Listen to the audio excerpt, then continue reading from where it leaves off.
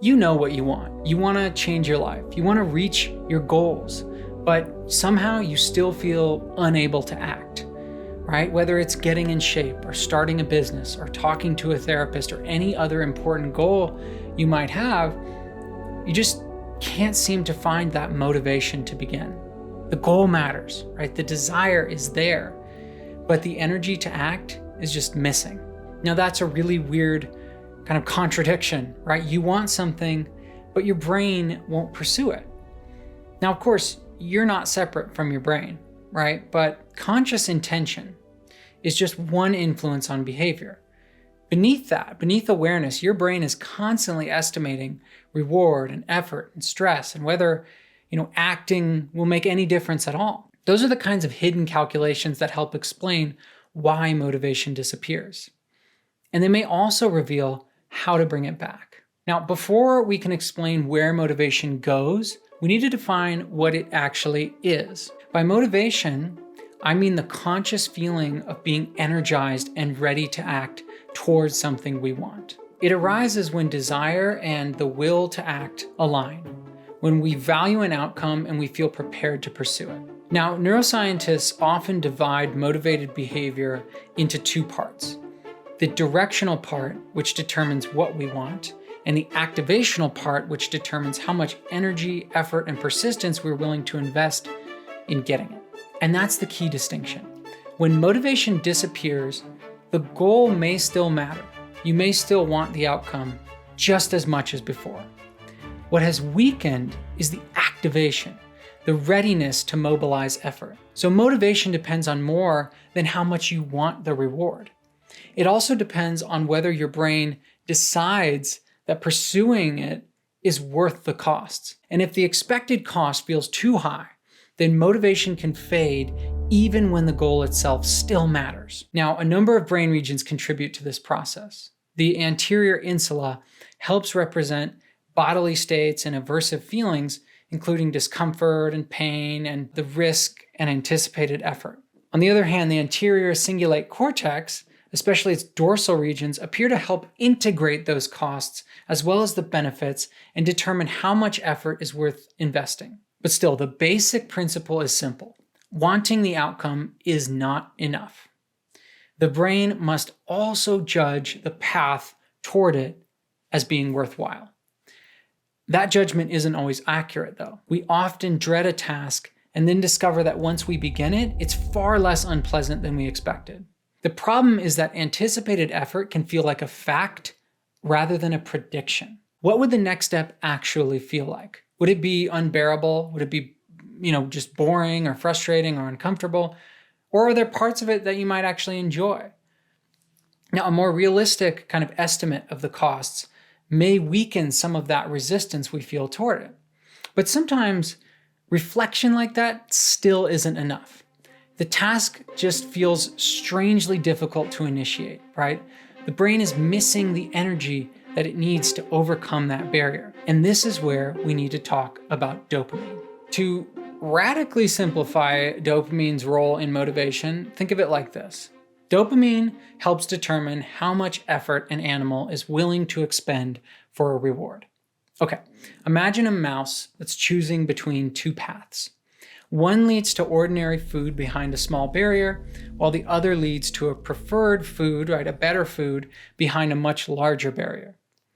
Under normal conditions, the mouse will often climb the larger barrier for the better reward. It'll gladly put forth that effort. But when researchers reduce dopamine signaling, the mouse becomes more likely to choose that easier but less desirable reward, right? This doesn't mean that it stopped liking the other food more, because when both foods are easy to obtain, it still chooses the better one. What changes is its willingness to pay the additional effort cost, right? The reward still matters and the animal can still perform the action, but its behavior shifts towards the cheaper, less valuable alternative. Now, this doesn't mean that motivation is just about raising dopamine. Right? Dopamine operates in a really complex set of circuits, and too much of it and too little can impair cognition and behavior. Drugs that strongly manipulate these systems also carry serious risks. So if you're saying, how do I increase dopamine? That's typically the wrong kind of question. A better question is, what conditions allow my brain's motivation systems to function well? And the answer there is, well, sleep, nutrition, and exercise, right? These all matter because they support kind of a broader biological system that's involved in dopamine synthesis, in dopamine receptor functions. But one factor is maybe more important than all of those I just mentioned: chronic stress. Now, acute stress, right, can temporarily increase dopamine activity. But when we're talking about repeated, prolonged, chronic stress, that can disrupt mesolimbic dopamine function. And that can weaken reward-seeking behavior. So that suggests another reason that motivation disappears.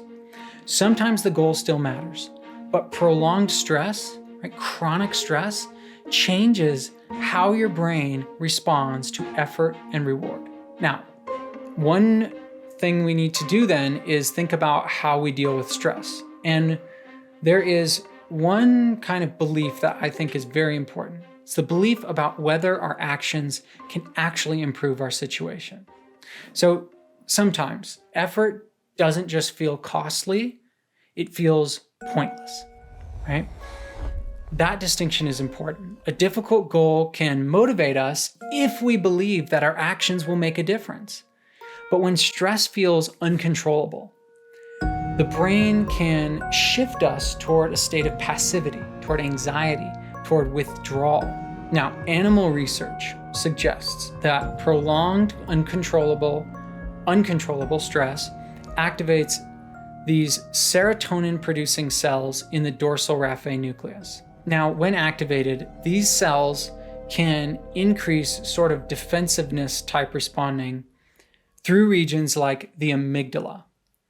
And it can also disrupt systems that are involved in active coping and goal-directed behavior. So it's basically this reduced tendency to act. And from an evolutionary perspective, this response totally makes sense, right? If you can't do anything to change your situation, then continuing to expend effort is wasteful, right? The problem comes when this automatic passive response persists after control actually does become possible again. That's the core of a concept called learned helplessness. How do you reverse that, right? How do you change this?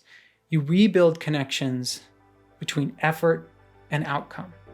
So start with small actions, small enough to complete, and then consciously notice what changed because you acted. That evidence can begin to restore a sense of control. Small wins like that, they matter because they make progress visible, and visible progress is evidence for the brain to believe that effort matters. Of course, this obviously doesn't make chronic stress disappear. Some situations really are outside your control, and some require major changes to your life. But even then, right, it helps to separate what you can't control from what you can influence now. And sometimes that means taking one manageable step. Sometimes it means gradually changing a part of your life that has become intolerable. But what happens when you're already trying, already making progress, and you still feel no excited energy? Sometimes the problem isn't helplessness. Sometimes you're just exhausted. Now, before we kind of bring all this together, if you value these videos about the brain, the mind, and how to live better, please consider subscribing to this channel. And if you'd like to stay connected outside of YouTube, you can join the Sense of Mind newsletter using the link below. Okay, so sometimes motivation doesn't disappear because the goal feels pointless, right? Sometimes, like I said, your system is just exhausted, depleted, right? Now, in those moments, right, pushing harder may not actually restore motivation. And what may be needed is a period of true, genuine recovery. Now, that's not always easy, right? We have jobs, financial pressures. We've got maybe health problems and children and responsibilities that we just can't place on hold. Sometimes that kind of survival has to come first.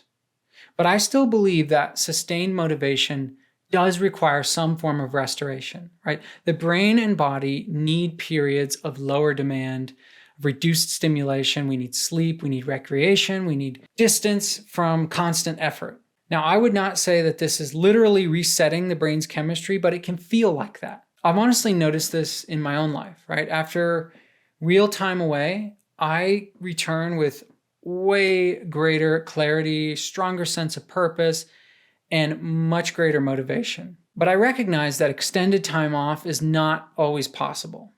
But I would recommend, look at smaller forms of restoration. Naps, meditation, time outside, just a few quiet minutes without some kind of stimulation. These may not solve burnout, but they can create those brief moments where your nervous system can just take a rest. So why does motivation disappear, right? We asked this at the beginning. Sometimes the goal still matters, right? But the effort feels too costly. Sometimes dopamine-related systems are not effectively translating value into action. Sometimes chronic stress weakens the connection between effort and progress. And sometimes the brain is just exhausted. Now that means motivation is not restored by just one trick, right? We have to rebuild the conditions that allow desire to become action. Motivation is a state produced by interacting systems, and those systems can change. You may not be able to summon motivation on command, but you can begin to rebuild the conditions that allow it to return. And sometimes that process begins by changing the story you tell yourself about who you are. And that is the subject of this video. So check it out if you're interested. And finally, if you want to support Sense of Mind directly and help keep this channel alive, you can join on Patreon, or now you can become a YouTube member. Patreon's linked below, and you should be able to become a member directly below this video if you're interested. Anyway, thanks so much for watching. I'll catch you next time.